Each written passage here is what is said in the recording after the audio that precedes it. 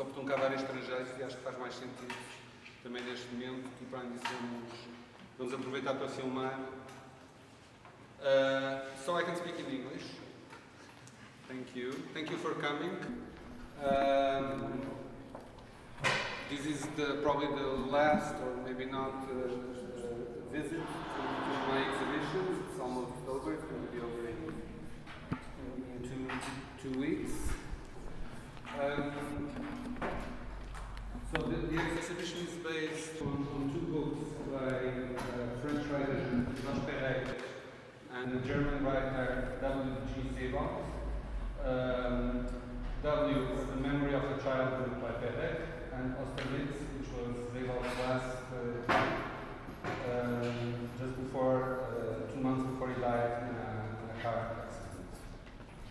These books have apparently nothing in common, and the two authors have apparently nothing in common, since one, Sebald, German, from a family his father fought in World War II, obviously on the German side, and he was arrested and only came back to Germany from the then Soviet Union in the late 40s. Georges Perec parents were immigrants from Poland. His name was Perec originally, and his father died fighting for the French on the battlefield, and his mother died in Auschwitz, probably in Auschwitz, after being taken by the French to Drancy, which was an internment camp, then to be taken over by the German occupiers and transported to Auschwitz. So the exhibition starts with words and with letters, exactly because I wanted to reinforce this idea of that we are speaking, before we're speaking of images, we are speaking of text and of these two writers. And these words, posters, how do we want to call them? They refer to these two authors by citations and by word games that both loved so much. And I'll give you a few examples. When the book Austerlitz came out, I don't know how many of you have read the book. Austerlitz is a fiction, a novel, and it's the story of a man who discovers he was not born in Wales as he thought, but he was born in Prague, in the Czech Republic, and taken to the United Kingdom in Kindertransport, which was the transportation to save children during the Second World War, done by the International Red Cross. But when the book was published, Austerlitz, obviously there are very many connotations with the name Austerlitz, and we'll come to that later, but most people read Auschwitz on the cover. And this also because Sebald, who had written 4 books until then, never addressed the Holocaust directly. He never addressed what had happened during World War II in a direct manner. But, as another writer said at the time, André Aciman, he said basically that Sebald never writes about the Holocaust, but the reader at the same time doesn't think about anything else. So when Sebald comes out with a book called Austerlitz, people read Auschwitz, and we can be almost sure that there was an intention about this by Sebald. The same with this, Theresienstadt, which is Terezin in the Czech Republic, and we'll speak a little bit about it in a bit, because it's the film that we won't see today because it's 4.5 hours long. But Terezin, during the German occupation, was called Theresienstadt, and it was a concentration camp in a fortified city. And the first people who arrived there were German elderly Jews were invited by the Germans to come to a place where the state will take care of them. Welfare, social security, they will give all their money and all their possessions, and the state will take care of them until their natural deaths. And Theresienstadt was sold in a way that the Germans let almost slip the word, or not almost, they did, Theresienbad, which is almost the same word, the same name, but Theresienbad is in fact a spa town in Austria. But to the mind of the people who were embarking themselves on this dishonest transaction of giving everything up to be taken to a place, they thought not of Theresienstadt but of Theresienbad, so they arrived asking where is the lake, where is my room with a view to the lake, and there is no lake obviously in Theresienstadt. So there is this word game intentionally and unintentionally, and the same happens with Auschwitz, which is in Austerlitz, in the book by Sebald. He mentions Auschwitz as the place where the middle class used to go to get thinner. And in fact, Auschwitz exists as well as a thermal spa in Austria. So there's again a word game where the middle class used to go to get thinner. It's obviously an irony by Sebald that he's talking about Auschwitz, but he's also talking about Auschwitz, obviously, where people did get thinner. So this is all this idea of word games. The same in Schnell, which is out quick, is in W of the Memory of a Child, the book by Perec, which is a childhood memory that intercalated with, and you see this upstairs, with the story of an island, a fiction of an island, where people lived and died by sports. And the further we get into the book, we understand that Perec is making an allegory of a concentration camp, so that in the last pages we have these German words that even marks that point strongly. W or a Memory of a Childhood is a book that starts with the phrase, I have no childhood memories, which is very remarkable for a book that is called Memory of a Childhood, that the author starts saying that he has no childhood memories, that he has no memories. So in the first sentence, the author is already telling us, don't believe anything I'm saying because I don't have memories. So how can I write a memory? But obviously we forget that through the whole book, and as we will see upstairs, we should not believe everything. We should not believe Perec, we should not believe Sebald, because what they were doing, and this they have in common, among other things, they were entrancing history in a fictional shroud, so that history can be understood and can be taken further to people who normally will not read history books, or will not go into archives, or will not be interested in learning crude history. So they both have this way of creating a narrative, creating literature from historical facts, and as we can see here, inviting a completely different public into their works that will not go, if I will be doing a show with historical pictures from concentration camps, you probably will not be here.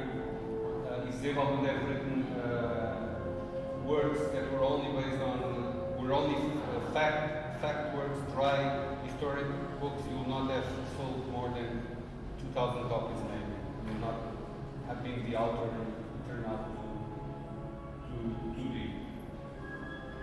Anyhow, the film that we're not going to see, but that's for those of you who haven't seen parts of it yet, and I say part because the film is 4.5 hours long.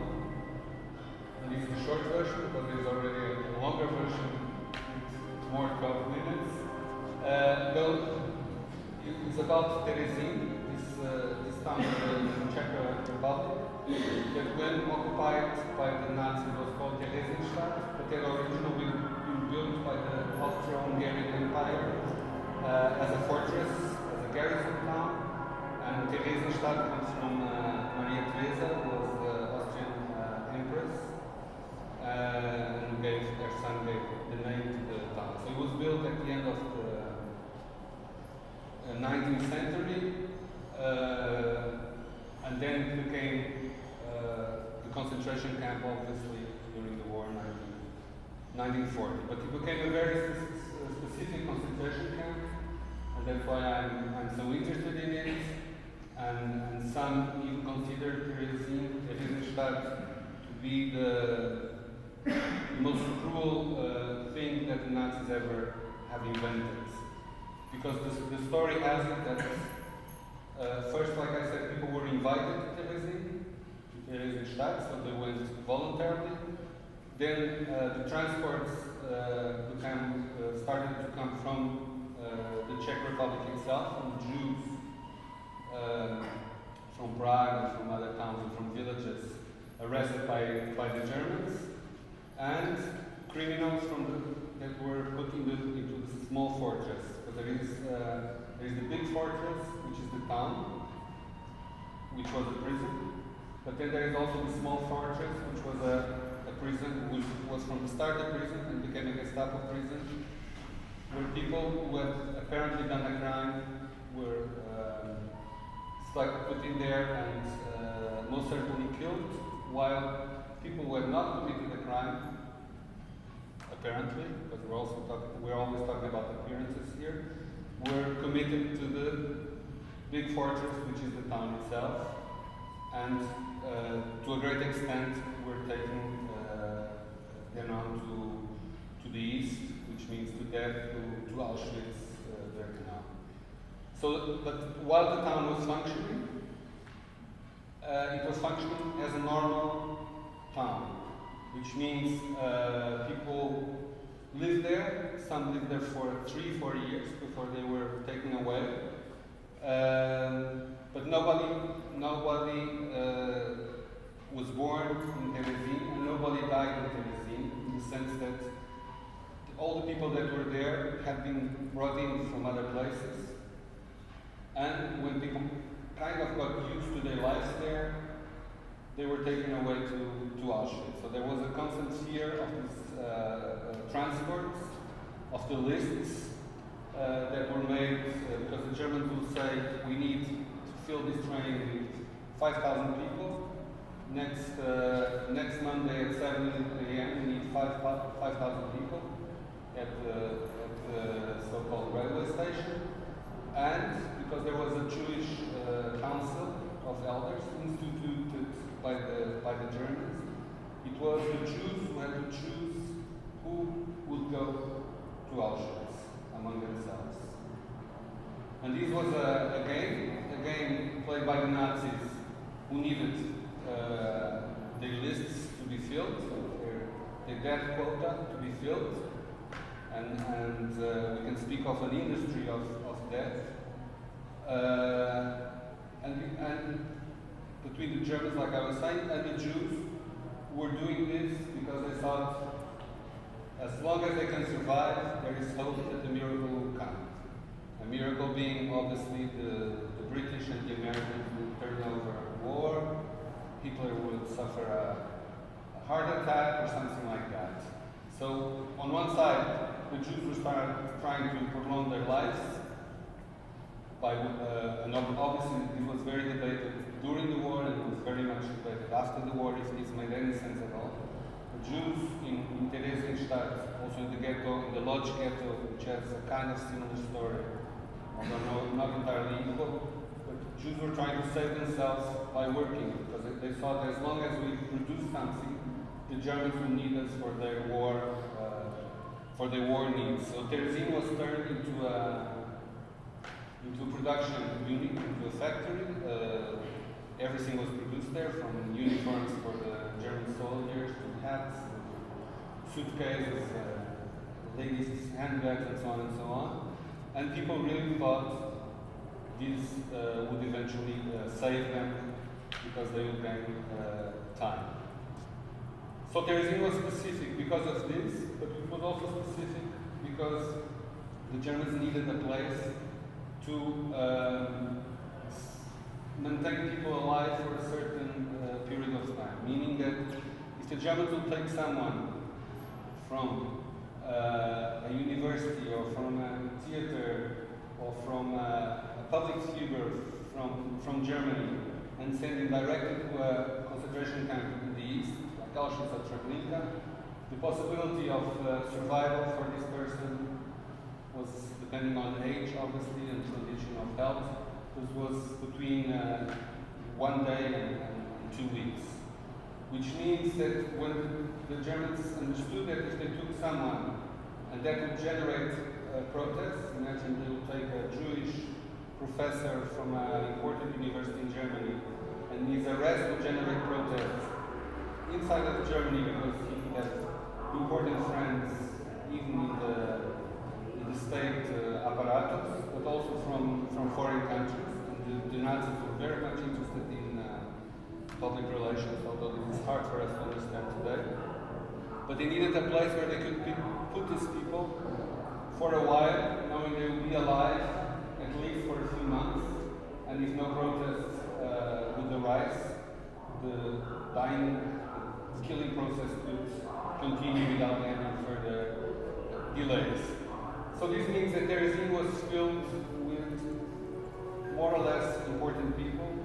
People who have been actors in the theater, in the cinema, professors in university, music conductors, maestros, composers, so-called public faces from the occupied territory and from Germany itself.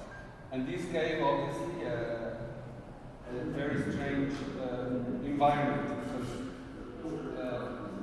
we must imagine, and I didn't say that Terezin before the German occupation had around 3,000 inhabitants which were evacuated, and now it has 1,200, as you can see in the film. And during the Nazi period, it rose to 70,000. So we can imagine what it means to have suddenly a rise of the population in this order. We're not talking about 500%, we're talking about a very, very high percentage. That brought everything with it. People were dying. There was a period that 170 people were dying per day on yellow fever. People were dying of hunger. Old people were vegetating in the cellars and in attics. But at the same time, there were all these creative people amongst the so-called inhabitants, and they were producing. People were started to make theater. Opera singers would start giving small concerts. People were writing music. People were drawing. People were doing things because it's obvious. They had nothing else to do, or even the ones who were working in their free time, they tried to be creative because it was the thing that kept them alive. The ones of you here who are creative, they know how this is something that is part of us. I mean, the showing is just an extra. The thing is to do something, to create. So we have this environment that was used obviously by the Jews themselves was the idea of a Jewish town, because there were almost only Jews, although there were some Christians, but in a very small minority. Mostly Christians who had married Jews. But at the same time, the conditions were terrible. I mean, there were people sleeping on the floor. There were people that had nothing to dress. There were freezing temperatures in the winter. The attics were hot as 40 degrees in the summer. Old people living in the attics that could not go down anymore and were not being fed, etc., etc.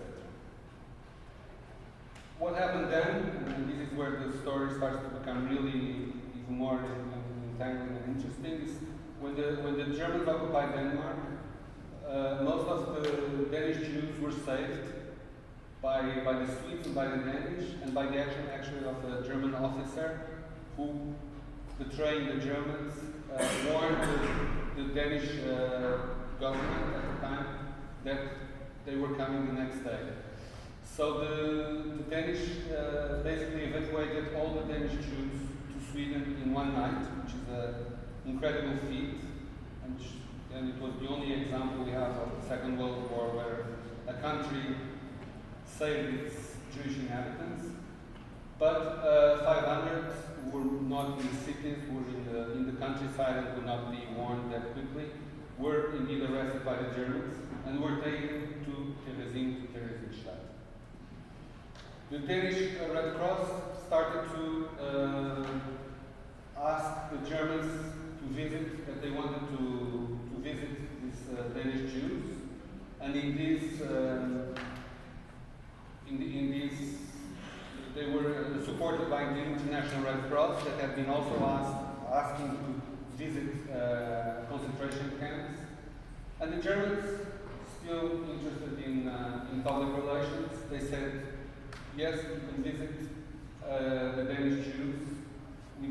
In 6 months, we needed 6 months period, and the visit was settled for 6 months later in June 43.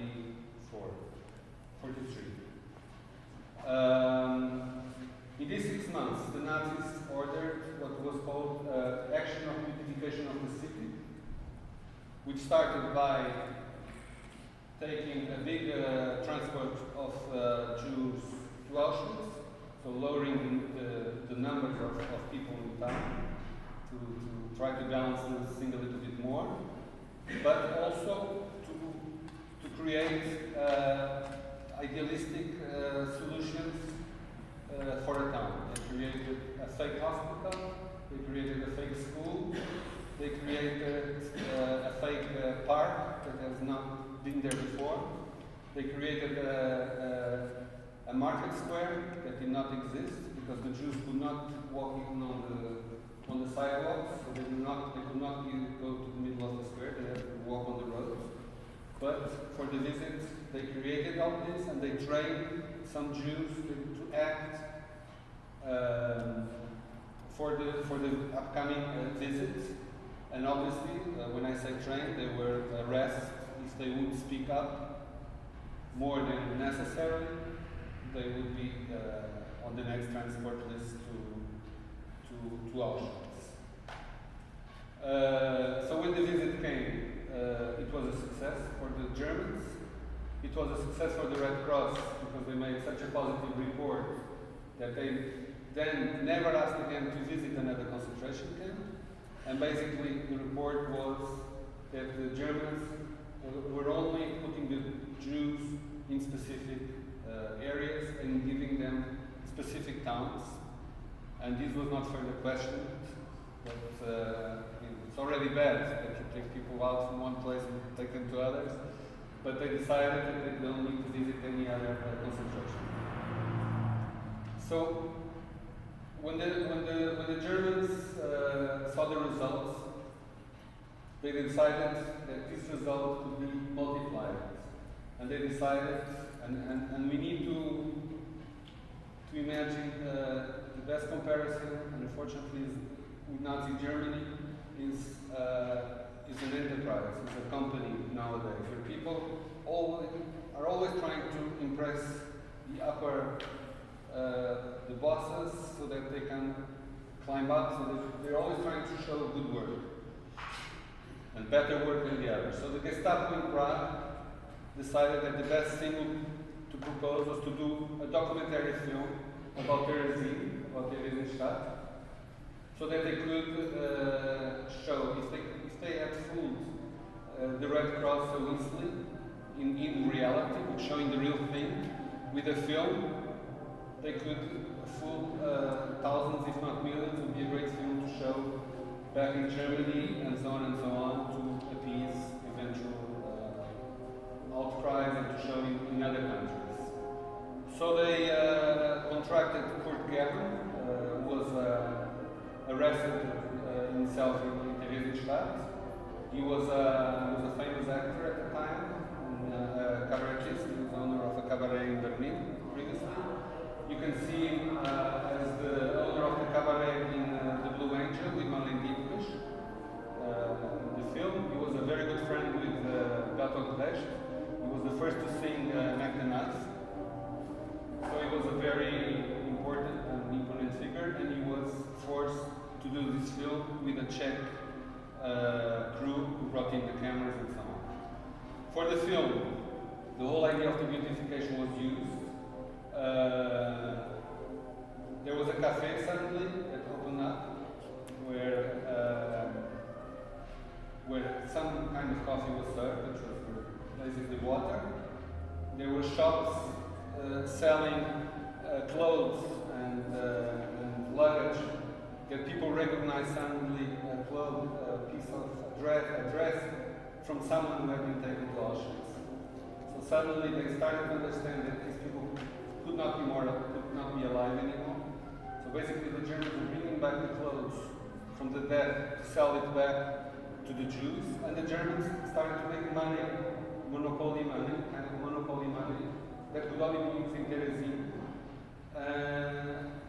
for all this idea that it was a functioning sound and economy.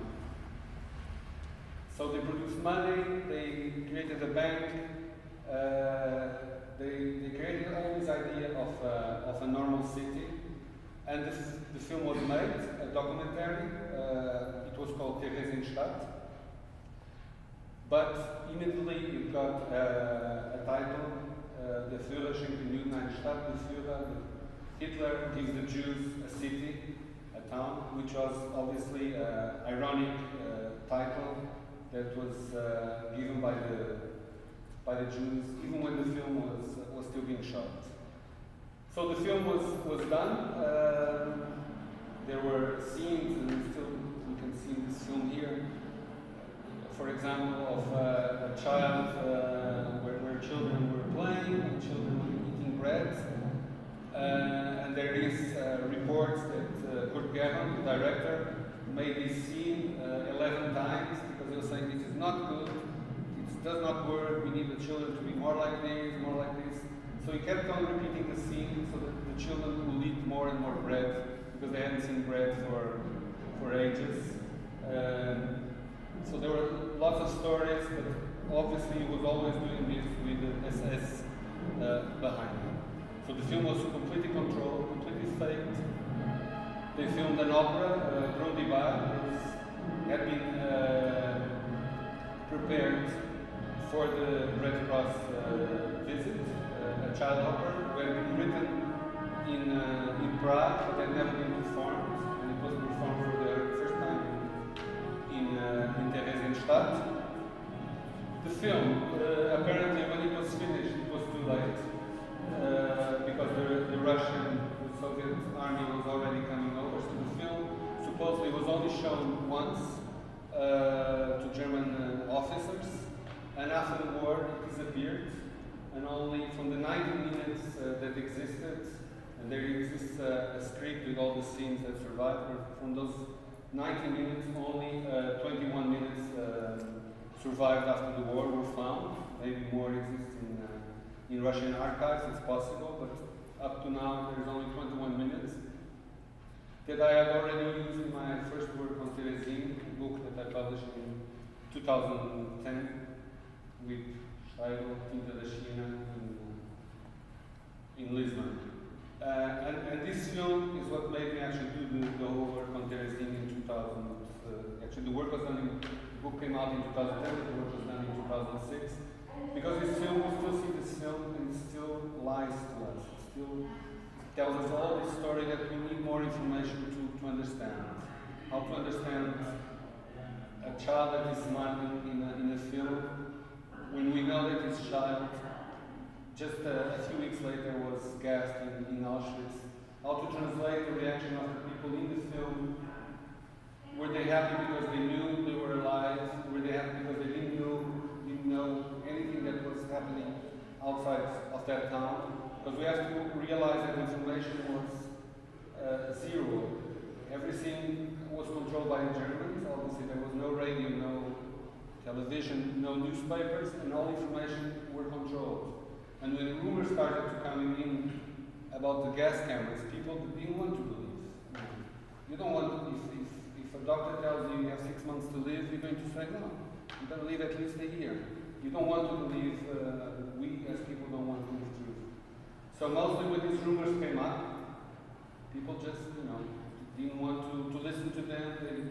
They thought these were stories and so on and so on. There is one scene, I'm just going to explain first the scene in the film. There's one scene in the film which is from a fiction, 1947 already, so 2 years, barely 2 years after the war, the Czechs were doing a fiction film called The Distant Journey.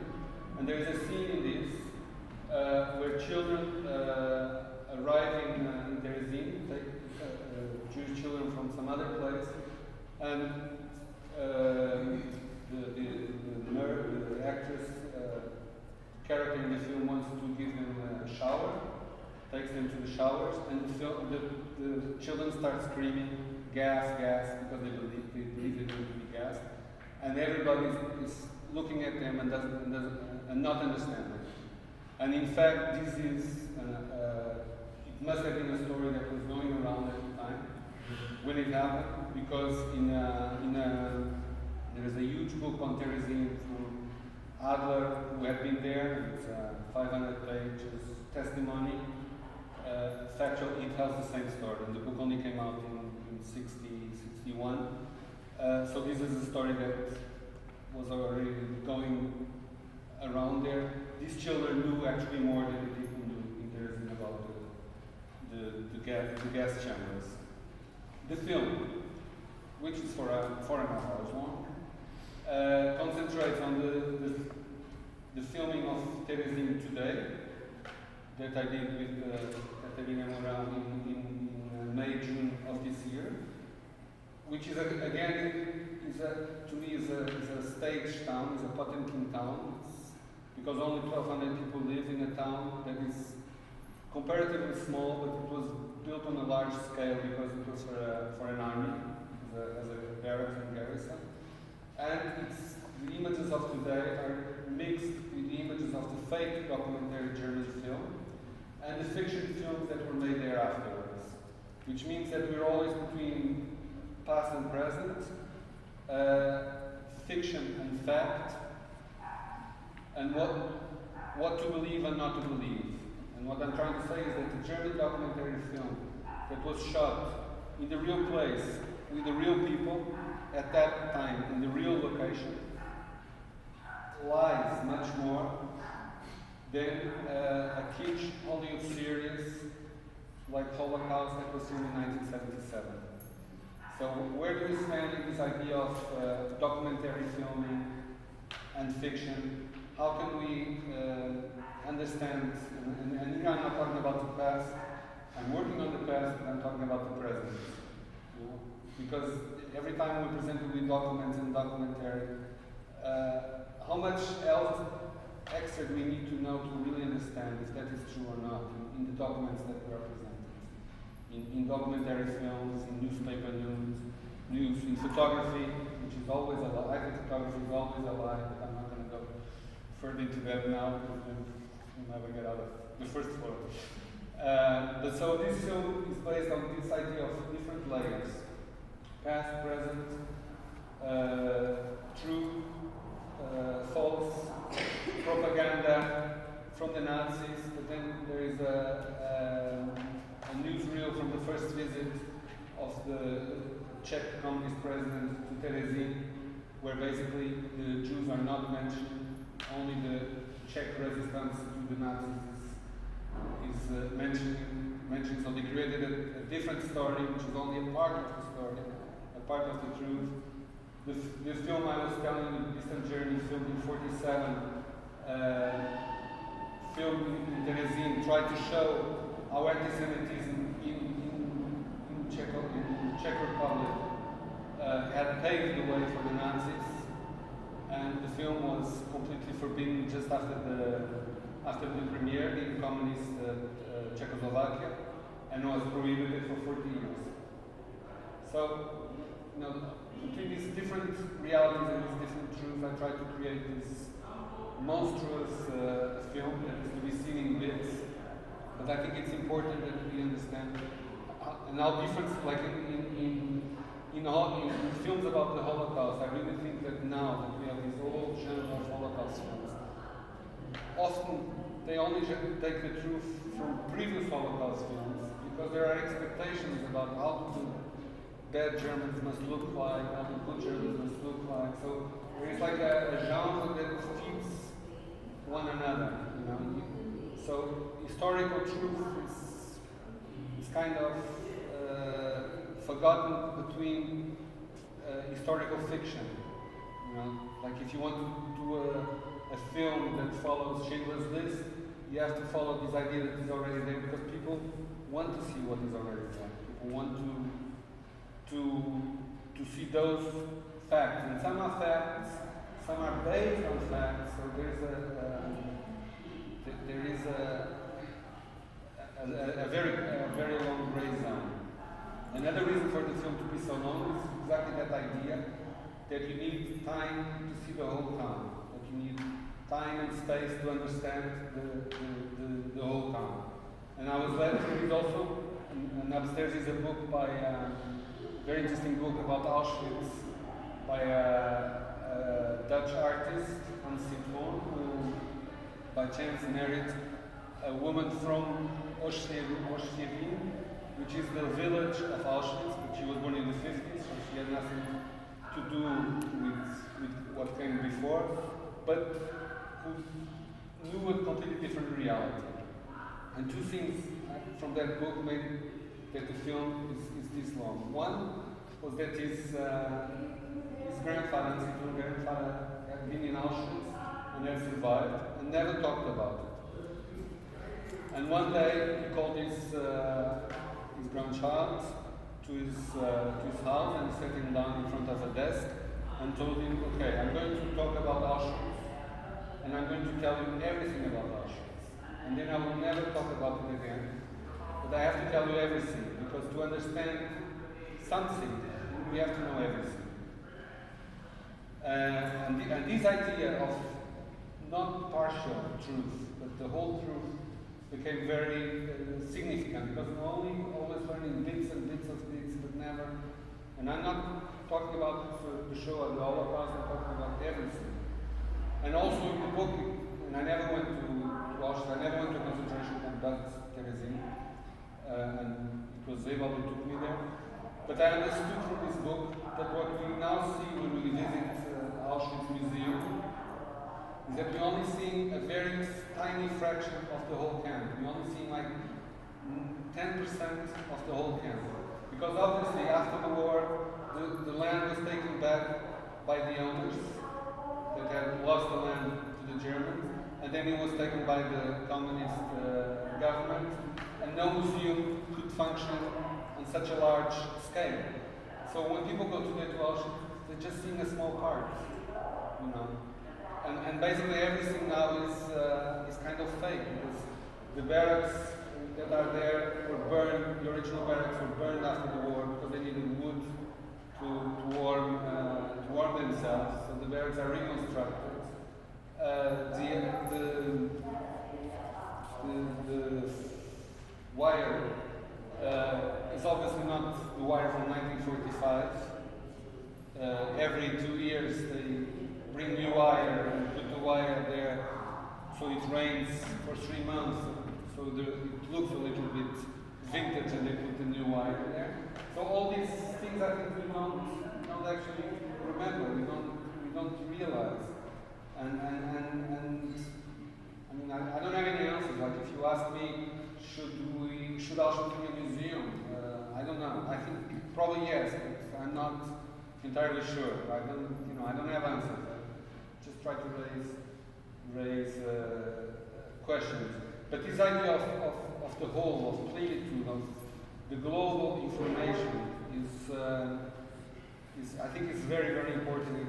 And I feel it's becoming more and more important in a time when our information comes mainly from Facebook, a little from newspapers, and a lot probably from television news that are expanded to 1 hour. So between what is really important and what is very superficial, there is no difference anymore. So I think we should be aware of that. And I think this exhibition is also about that. So, I've talked already too much. Does anyone have questions? Or wants to say something? Wants to disagree? Wants to fight me? Okay, then we go upstairs. We're not going to do the film because I think it's too many people to do the film. And the exhibition, for the ones who have not seen yet, we can either watch a little bit when we come down, or if you get bored with me, you can go and see it meanwhile. Or they can go back. The exhibition will still be on for 2 weeks. So we go upstairs. Maybe we should go through the stairs.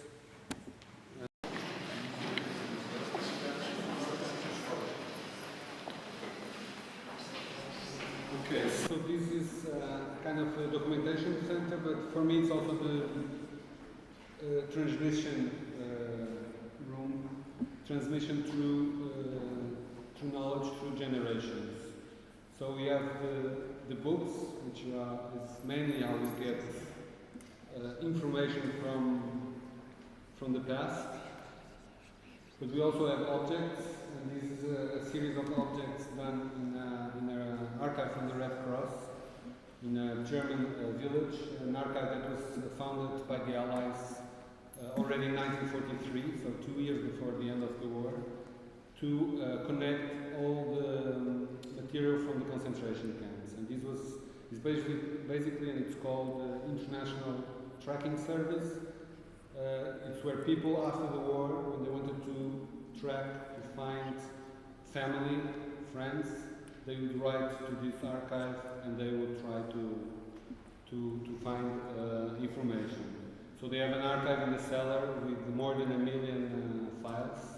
And when I went there, it looks like, there's a picture upstairs, it looks like non-virtual Facebook, because it's like immense with all these files. And I was there 3 years ago, and they still had just had the visit of a man who had lived all his life in Australia with his mother. And when his mother died, he had always felt kind of strange. So when his mother died, he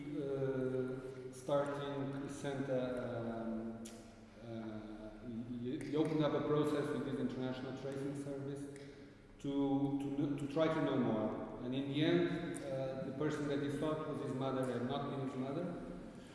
He was someone he befriended in an hospital when he was 4 or 5 years old, and when his parents had been in a concentration camp, and when the parents survived the concentration camp, they started to look for the child, and as soon as the police was tracking down the woman moved to Belgium, so she ran away, and then and this was after the war, so you can imagine everything was quite slow. But when they started to move on her in Belgium, she took the child and went to Australia and lived all her life with the child in Australia, pretending she was his mother. And when he came to the archive, his real mother had also just died like a year before in Poland, if I'm not mistaken. So what seems to us like a distant past is not very distant at all. And these objects that are there, and I have very, very much, and I chose objects here that have still a strong connection with us today. So these are I chose objects that we mainly still use, and most of them we still have in our pockets, like a wallet or pictures from our family, woman makeup, and so on. So to create a relation and of proximity. The books are books connected with the subject, but also with Zebald. We obviously have Austerlitz Zebald here in the last Portuguese edition, and over there we have Perrec, which only exists, it doesn't exist in Portugal. One of the projects for the show was actually to edit the book in Portugal, but there was no funding for that. It exists, but it's sold out in Brazil. Otherwise, it has to be read in English or obviously, in the original French. But I tried to make different connections. There is a book by Bertolt Brecht that I think has a lot to do with Zebald. He takes newspaper photographs about the war for his poems, and obviously it's a book against the war. And I think, for me who knows Zebald, obviously I think the use of photography has a lot to do with the use Brecht did, and as well in German lexicons, in encyclopedias, it's very much like Zebald used. So he was not a pioneer in the way he used it. He was a pioneer in the way in how he used the image as an apparent proof of something.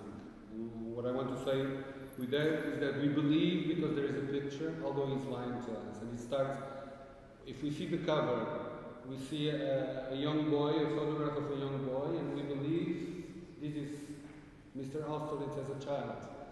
But then we think this is a novel, this is fiction. Mr. Austerlitz never existed, so there's no truth to this. And this goes on all along not only this book, but all of his books. There are other connections possible to be made, like André Breton, who you all probably know, the surrealist poet who used also photography in Nadia as a complement to the text, to the fiction. And there are books about objects, obsessive collectors, like this is a novel that Observatory mentions, which I recommend. It's very, very nice to read, about a young boy who collects who steals from people to put in his archive, basically. It's a very, very nice story, but I'm not going to go into each book. I invite you to read. But talking about objects and about Zebald, and you're probably wondering what that statuette is doing here and then there. That statuette was found basically by Austerlitz, by Zebald, in Terezin, on the main square. He comes up to this antique shop, to this antiques bazaar, and you already see the statuette is here in the corner. And when we turn the page, we have the statuette. And exactly here, because of this statuette, Zebald writes about how the objects survive its owners and become entities by themselves. And also this idea of transmission through objects is important. And we all have that. We have objects, all of us probably have objects at home that came from someone in the family or someone we love and gave us, and we would not sell it for anything, because they have, the value of objects is not exactly translated into euros or pounds. But in this photograph of the statuette, it's very interesting because we have 10 pages, and Zebald doesn't make any chapters, as you can see. The breaks are only done by photographs. There's only one or two breaks with 2 stars in this book. Someone wrote about Zebald that if you take the book to bed and you have this kind of thing that we all have of, oh, I'm falling asleep, just let me read the chapter to the end. With Zebald it's impossible. So either you read the book to the end, or you have to break him in his speech. So the description of Terezin is 10 pages long, no stop, and it's like a monologue. And he's speaking through Austerlitz. Austerlitz is telling him. But then we come to the photo of the statuette. And we see that if you look very closely, and that's why there is also a reproduction there, Sebald himself, the writer, is reflected in the glass, in the shop window, which means that we are taken from a fiction where he writes about Austerlitz went to Terezin, and suddenly we have the writer who is not Austerlitz, he's Sebald, he's the writer, he's the narrator, and he doesn't even say that the narrator is Sebald, the writer himself, but suddenly we have himself inside the picture, which takes, it's kind of a break, it takes us, it's like, I don't know, it's like when we see a film and suddenly a microphone comes into the scene and oh, it's a film. And here it's more or less the same. Suddenly we have the writer himself reflected in the picture. So not only do we know that, and that is questionable to all the other images, where Sebald got the picture, he took it. Here we know he took it. But how far was this actually on purpose in his writing that he put himself into that shop window? But then, strangely enough, when Catarina and I went filming in Terezin, and this shop, which you can see in the film, if you wait a few hours, you can see it there. It's not a big shop anymore. It's a general store. They sell fruit and mainly beer. We're in the Czech Republic, after all. And they're open on Sundays. They belong to an Oriental couple, I don't know, Chinese or Vietnamese maybe. But, so we filmed the shop, blah, blah, blah, and a few days later we were filming the city hall, and doing this frame, and I was looking behind, and there are only like three shops in Terezin, and this is a shop that sells newspapers and chocolates, a very tiny shop, and I look back because there is this two old men drinking at 10 in the morning and playing some game. And I look up and I start seeing old things, like he has a few old bottles, and suddenly I see the statuette. And it was obviously the same statuette as Sebald had photographed 20 years later, 20 years earlier. And because, I mean, it's not the only statuette that it was made like this, but I don't believe any other statuette would have survived 20 years, this kind of kitsch, and in the same square as Sebald's photographs. So it was an incredible coincidence, and we have it here in the museum. And then I photographed it exactly because to show you how photography can transform anything. You know, if you only would see that, it's like a very, you know, photograph from below, kind of, you know, you're looking up to this. You don't know the exact size. It's like something very. I don't know, expensive, intriguing, very well manufactured, and in fact it's a cheap kitsch thing that I bought for very little money. You know, so photography is lying even when in the way you're taking the picture. And this is reinforced with the Charlot magazine that is over there. That you ask me, why Charlot? And why Charlot? Because Charlot, strangely enough, connects the Austerlitz and the memories of Georges Perec. Georges Perec was sent by his mother when he was 6 years old. His mother took him to the railway station in Paris, to the Gare de Lyon, and put him on a train, small Jewish child, put him on a train and sent him to the south to flee the Nazis, and he hid in a Catholic school and was and survived because of that. The train station was the last time he saw his mother when he was 6 years old, so you can imagine what that meant. He barely mentions it. He only goes into it in W, and if you read it, you have to read the underlining because he's never sentimental about this. But I mean, someone whose mother disappears in a train station when you're 6 years old. We need to think about that. It's too much. So, and Perec remembers that his mother bought him a magazine of Charlot, where Charlot is parachuting from an airplane. In Austerlitz, which I remind you, it's a fiction, Austerlitz is also taken to the Prague train station to be sent to the United Kingdom, where he grows up in Wales.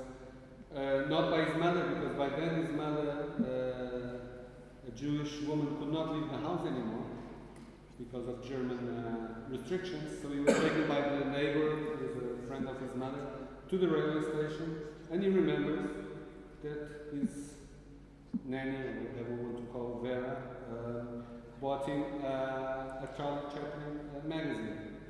So Sebald, I think, I never know for sure, but I'm very confident that Sebald is paying homage to Perek's memory, giving the child at the train station the same magazine. But, and because not everything is like it seems it is, when he starts thinking further, we think this is 1940. Charlie Chaplin had done The Great Dictator in 1939. He was persona more than non grata in all the German Reich. You would never buy at the Paris train station a Charlie Chaplin magazine, and you will definitely never give a child who is running away from the Nazis a forbidden magazine. So what we have is a false memory, on purpose or not, by Perec, and we have a Sebald taking over that false memory, and then I'm sure as well that he knew it was a false memory, into his fiction, and basically saying, don't believe us, you know. And in Perec we even have one more hint, because Perec later on goes into the French army, and he's a parachuter. So he's reminding his past, but he's already parachuting, jumping to the future in a way. And we must remember, Perec loved games, loved word games, loved games. He used to, his favorite job was to making the crossword, not making the crossword, but inventing the crosswords for a newspaper. One of, maybe I should say, one of the most famous books by Perec is a 500 detective novel called La Disparition, in English The Void, that never uses the letter E. The E, or E, the E disappeared, and obviously Perec never even talked about it, but people think it's not just a formal game, but the E stands for les eux, the others, the Jews who disappeared from French society to the concentration camp. So the book is still functioning, we can read the book, but something is missing. It's the E's. And the book in French, like I said, is called La Disparition. And when Perec had to, for bureaucratic reasons, needed a death certificate for his mother, who had been taken by the French and given over to the Germans and was killed probably in Auschwitz, the French say, we cannot give you a death certificate because we don't even know if she's dead, basically. So all he got was a paper called Acte de Disparition, which is a vanishing act. It's like a magic act. She's gone. She went up in smoke, and it's true.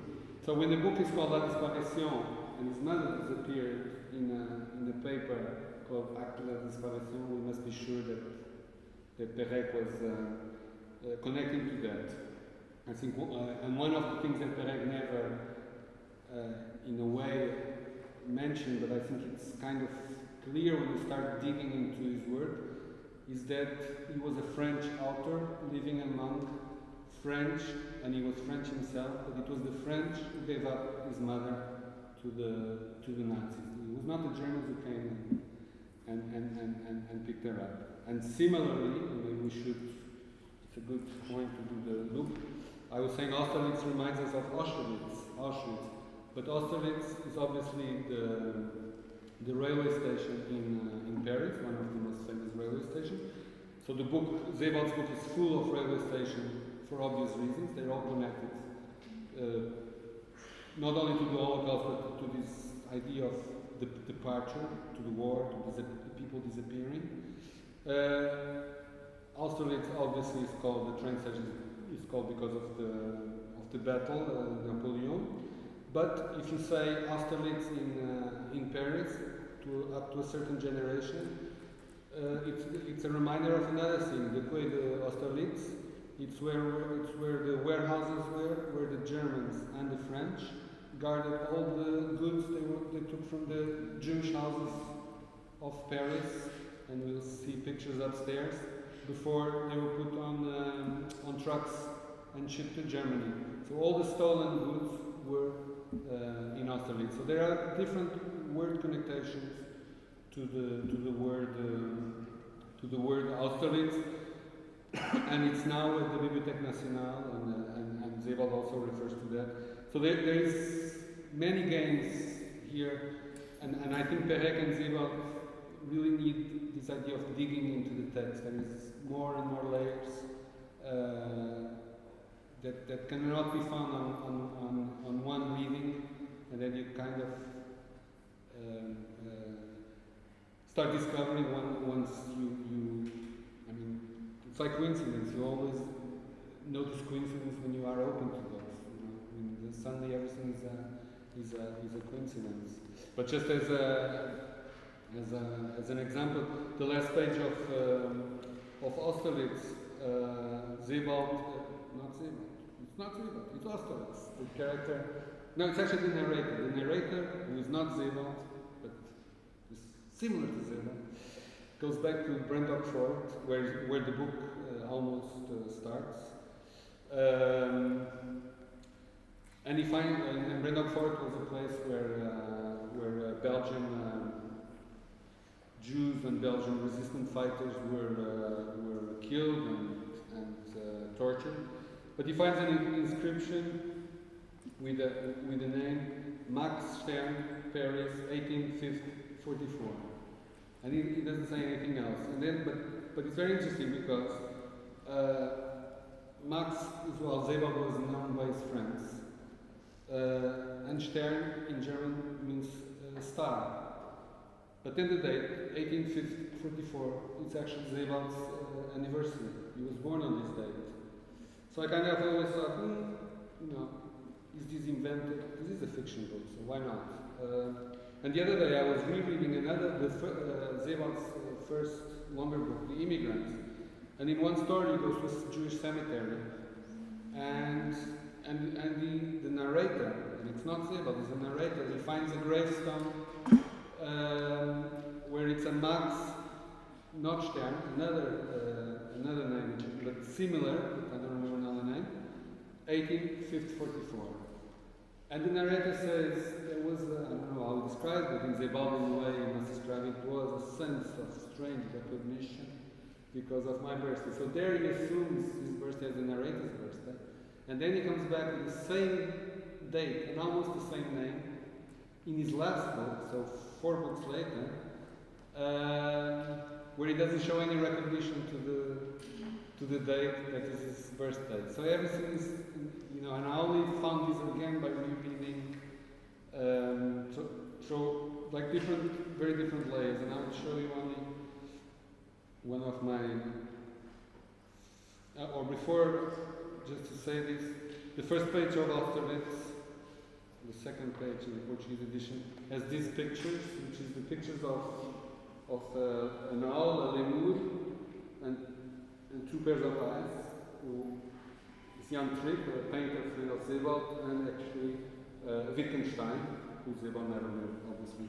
But what's interesting is this is the second page, and the first image, it's because he was in the Nocturama in Antwerp, where the book kind of starts. And when we went to Theresienstadt, and we went to the crematorium in Theresien, I suddenly look up the door, and there is a statue of an owl that you can see in the film. So I think that Sebald in the first page is already sending us to Theresien. When one knows, of course, because he had been to Theresien. So this was also not, it's not an accident that this is the first image. But just to end, I'll show you one image, just to end here, then we go upstairs. I'll show you one solution that I love in Sebald, and I think this shows, because I think Sebald and Perec are kind of artists that work with writing, like other people work with photography. They work with writing as artists, they're not writers in the common sense. But I like it very much because here he is writing about the billiard room and so on in the house of a friend. And then he starts writing to the moon maps drawn by Cassini and others. And so about the full moon and moon. And then you turn over the page and you see the full moon. We all see the full moon. But then we look to the left side and there's it's not a full moon. It's a white billiard ball. And there's the black billiard ball. So this kind of game that is very clear in an image, I think it's embedded in all of Sebald's text. It's kind of this, we discover something that we believe, but suddenly we understand something completely different. You know, and this is like the work of an incredible artist that will do this. You know, he's tricking us, he's taking us to places we think we don't want to go, and then we go, and then we believe we're at that place, but we're suddenly somewhere else. You know, I think the oldest Charlie Chaplin message, it's all about that. So shall we go upstairs? Does anyone have questions?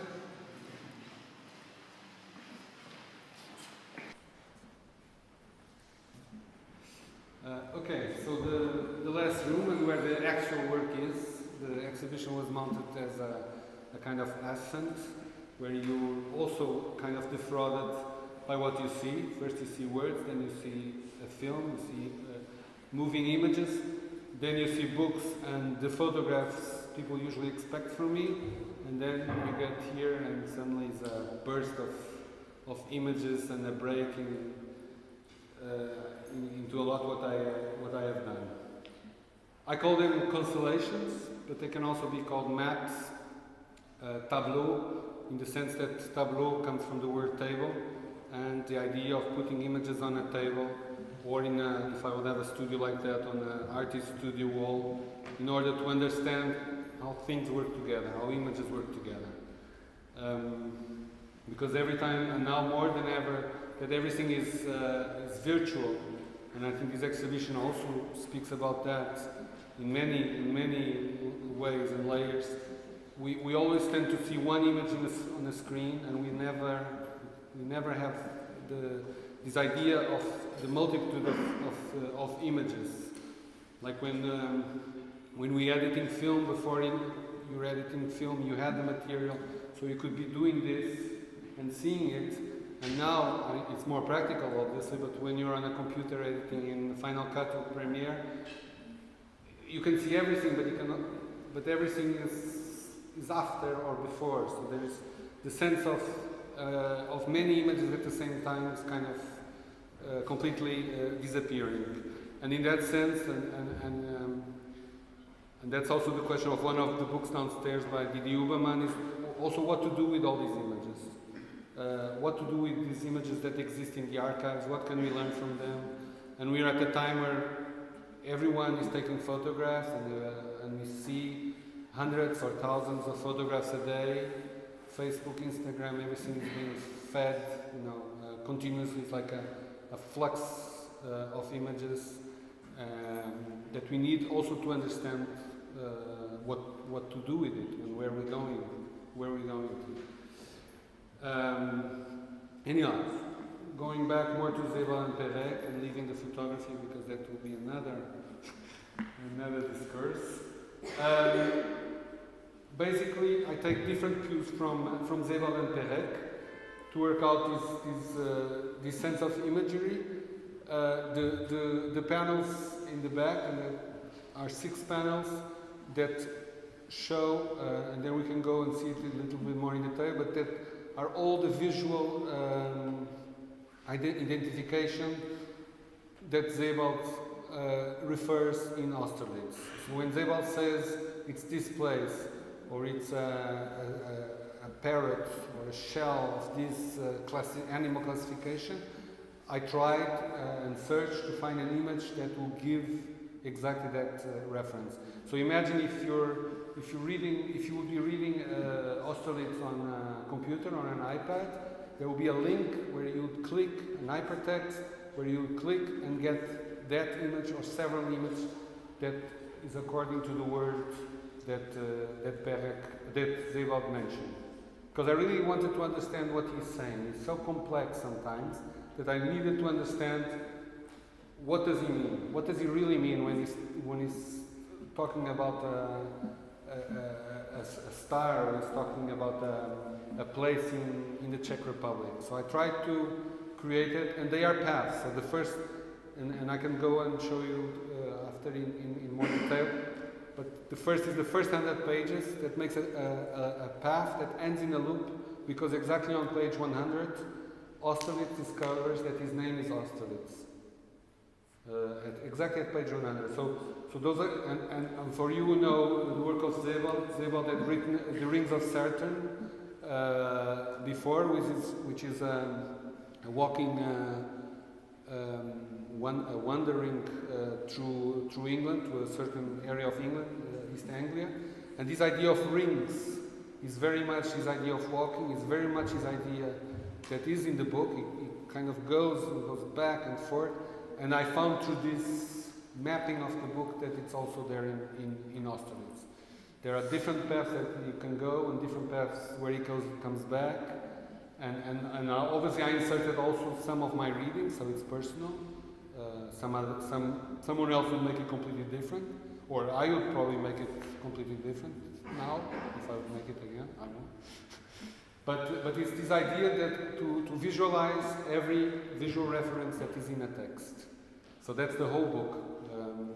So it's the first 100 pages, then it goes to page 150, then to 300, and it jumps. So it's, in the catalog, it's described exactly which pages. Others are exact readings from the text.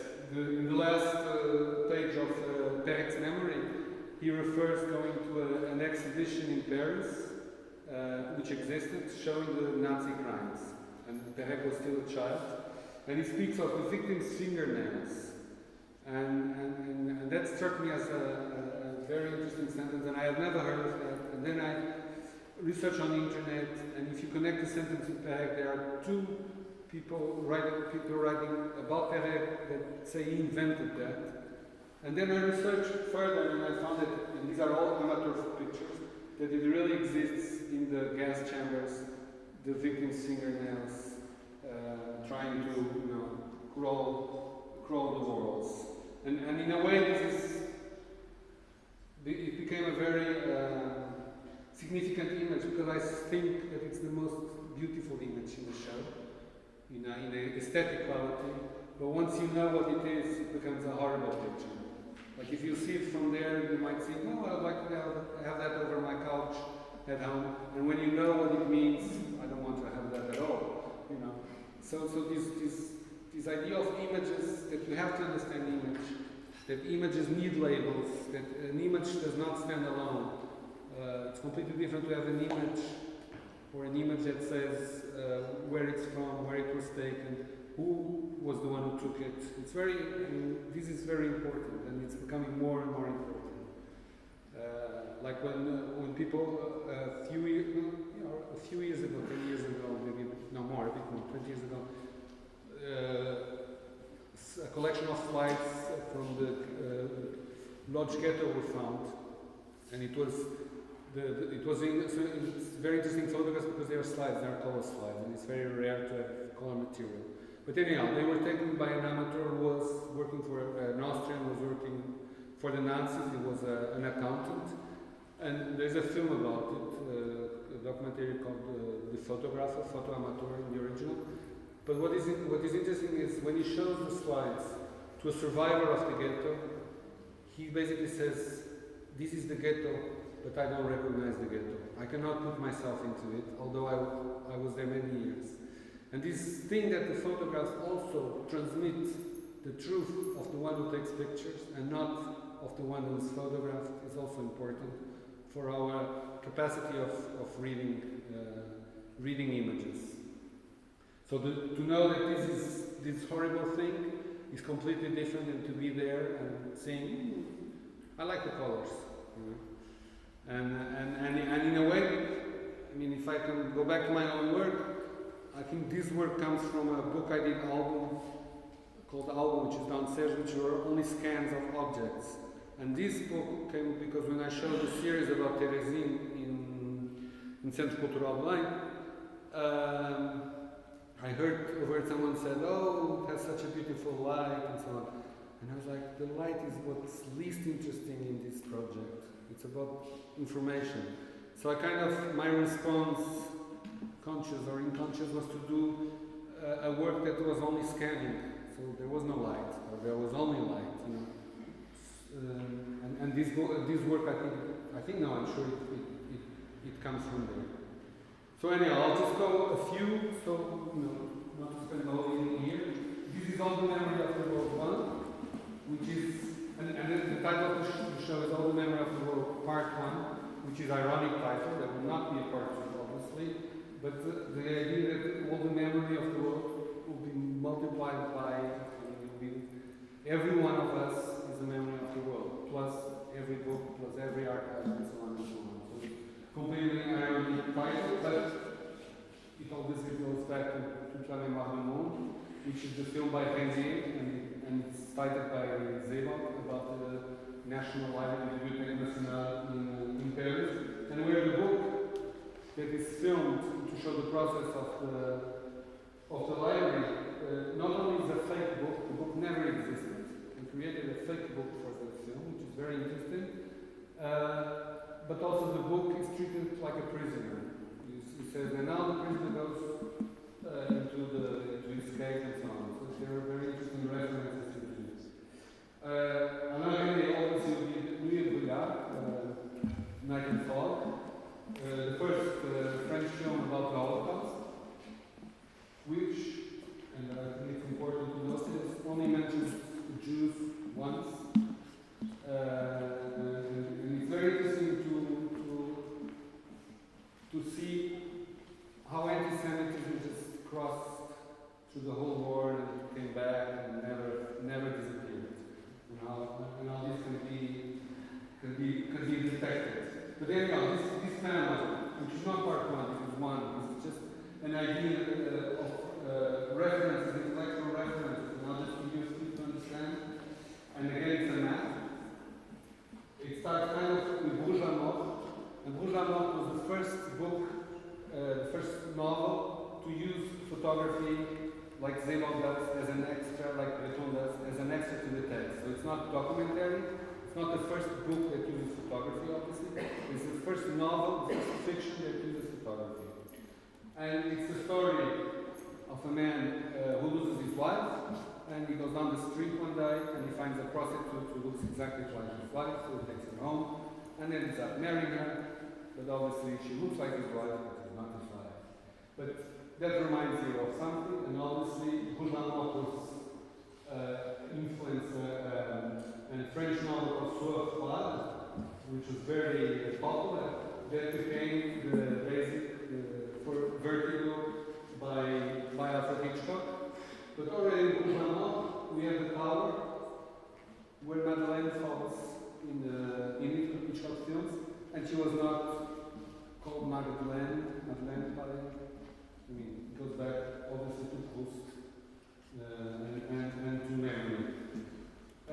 Vertigo was also the title of one of Zebot's books. Vertigo was picked up by Chris Marker, who was assistant to Alain Resnais before his own film, La Jetée, which some of you probably know. He used the famous scene from Vertigo as a direct citation. And La Jetée starts with the remark that this is the story of a man marked by an image of his childhood. There is no better description than that for Georges Perret, who lost his mother and father as a child. Chris Marker goes then to do Sunless, which is a vertical of his own version of Vertigo. And I go back here to James Stewart, to the Mirror City, which brings us to Magritte, to the mirror image of Magritte, which is used by Georges Perec. Georges Perec did one film, L'Homme qui dort, The Man Asleep, which is based on one of his novels, that I cite actually in the posters downstairs. That is a young man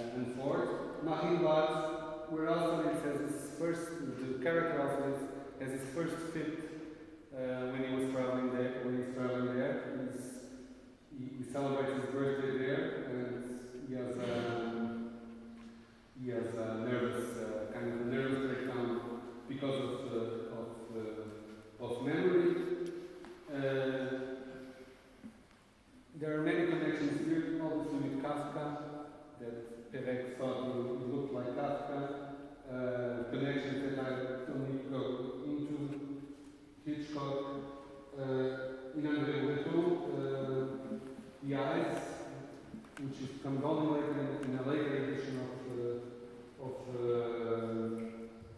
Nadia, but it reminds us, or at least it reminds me of the picture that I showed you downstairs in Sebald's book, The Eyes of the Owl and Wittgenstein and so on, comes perhaps directly from this image in Breton. Marie Barre, the film, is spoken about in the first novel by Perret. The library, the famous room in the Bibliothèque Nationale in Paris that was destroyed, and it was not destroyed, it was long used for collections, and it's where Austerlitz used to go.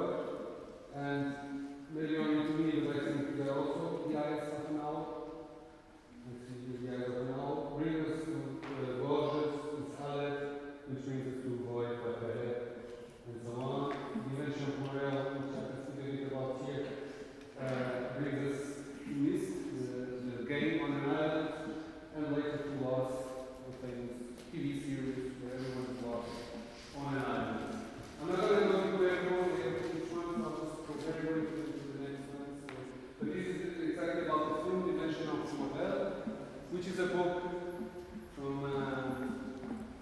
1929, if I'm not mistaken, by the Argentinian Boy Casares. It tells basically the story of a refugee who comes to an island, fleeing, we don't know exactly from what, and suddenly starts to see people on the island and falls in love with one woman and who dances every evening, and then more and more he understands that these people are not alive, people are just projections.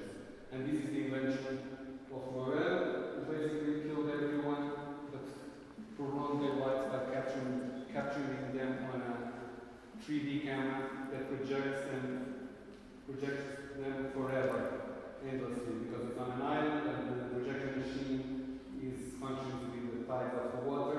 So this idea that the projection will be alive forever. And in kind of sense, that's what cinema is. Because in photography we age, we usually see a photograph of this person looks much older. Photography is about death, really. And Bach described it very, very good, and it's true. Every photograph is also the death of his place or of his person. And I think in cinema is exactly the contrary. Cinema is about life, because we go into a film, we go and see Ingrid Bergman in Casablanca when we are 20, and we fall in love with her, and when we go back and see the film when we're 40, she looks exactly the same. We got older. So cinema doesn't have time. People are always the same age in cinema. It's a very strange phenomenon. Okay, the other math panels go from different starting points. Some, like this, or the next one is, they try to describe a word in an image. That is, when I say library, you always instantly think of a library. Some instantly think of the Gulbenkian library because they go there every day. Some think of a different. This idea of a word that has an image is very powerful, but we all think of different images. So I tried to create a map that shows that also in the next one, which is a Speisenraum in Germany, a refectory, a dining room, that was so.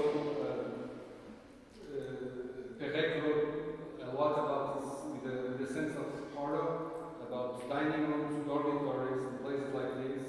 And when we come to think of it, these are places where people lose their identity. They are in a mess, like in sport, we'll go over there soon, like in sports, like in the army, people, and like in many, in most political systems, people are forced to lose their identities. What I'm saying is that in a group, people, nobody cares who you are. If you get into a concentration camp, first thing they will cut off your hair, they take off your objects, they take off your clothes. So, and I'm not speaking about social status here or anything like that, but if they take everything off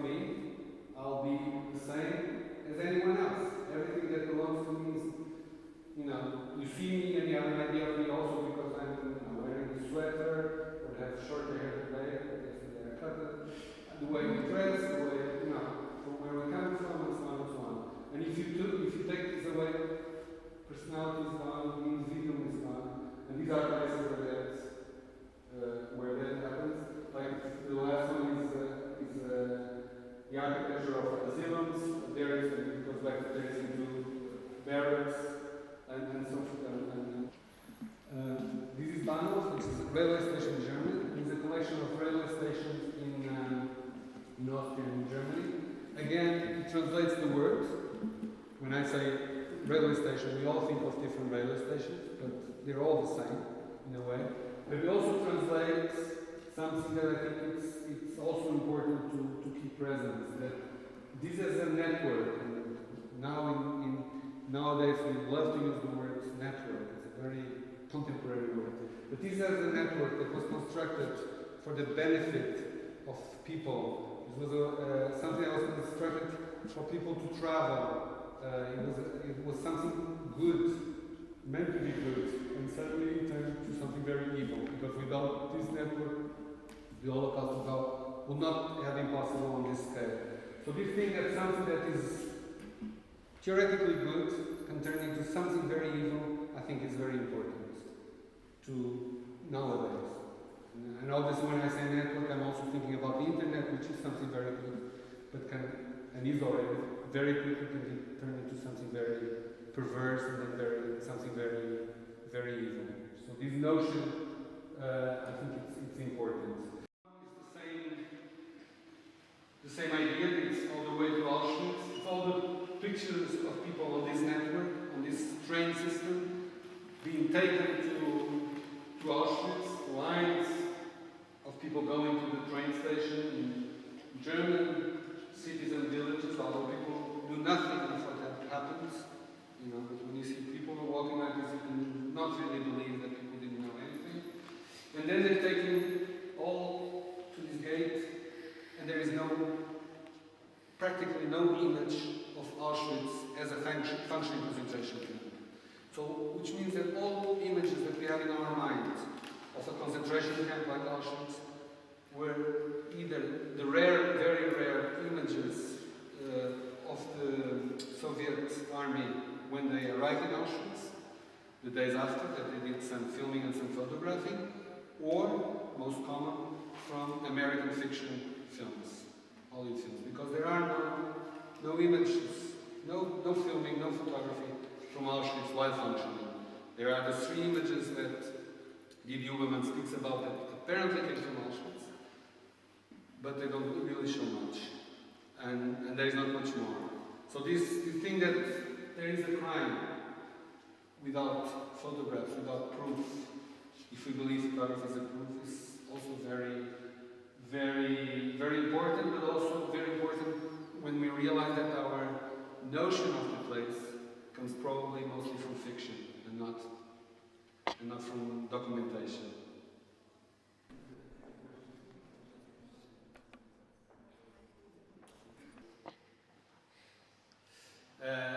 So if nobody, and the other ones are Perreckian references direct. So if you have any questions, I can answer. Like the runners is a sentence by Perec in the book. Like I told you in W, or the memory of a childhood, it's intercalated by this small fiction that he wrote when he was a child, and it's about a man called Gaspar Winkler, who had run away from the army and is contacted to go searching for a 6-year-old deaf-dumb child called also Gaspar Winkler.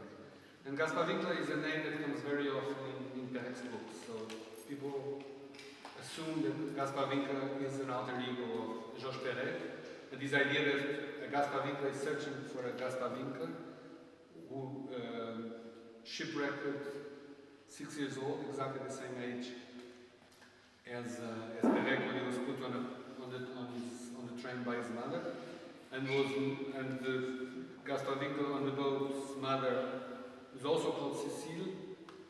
So there are many connections connections here. But then the book, so this Gaspar Winkler goes in search of the other Gaspar Winkler, and then the book has a jump cut, and we are on this W, the island where people die through sport, and they're forced to participate in sport events to get some food.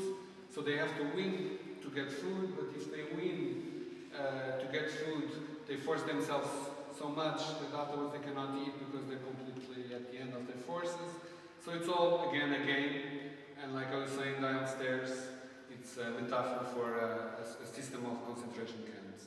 But again, sports, and we all know that, have been used throughout the ages as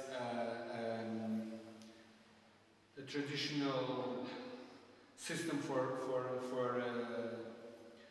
dictatorships, and not only dictatorships, because if we think of the Euro Cup in Portugal 2004, how it was used politically, they were used.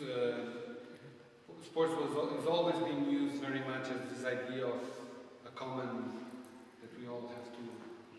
And again, in sports, people lose their identity. So there are pictures there from communist Czechoslovakia where this happened, but also from Nazi Germany where this happened, from Santiago de Chile when the coup d'etat by Pinochet, they rather gathered the left, the opposition in stadiums and killed them in the stadium of Santiago. So all these connections are being made through Perrec's book. And that's it. Obrigado. Thank you.